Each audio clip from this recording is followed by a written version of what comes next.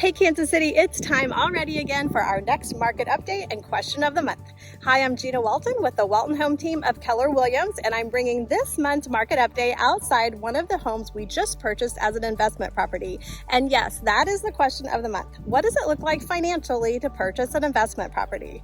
Now, first for our market update, we have seen a slight slowdown over the past couple weeks, and our May stats are showing that as well. Year to date for Kansas City, we have a negative 7% change in the number of homes that are for sale compared to the number of buyers that are looking to purchase homes.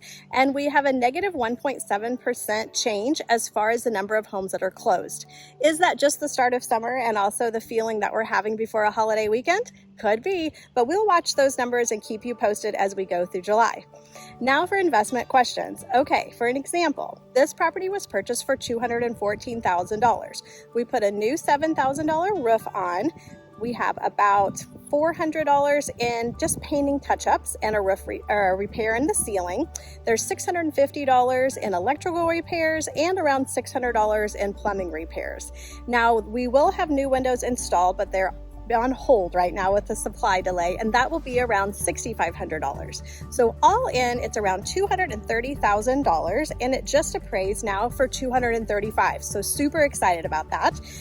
The monthly payment, not included taxes and insurance, is right around $1,000, and this home should rent for around $1,650. So good solid cash flow coming in from this property. I'll let you crunch those numbers and let me know any questions that you have. As always, whether you're looking to buy, sell, or invest in real estate, we look forward to a conversation with you and how we can best meet your needs.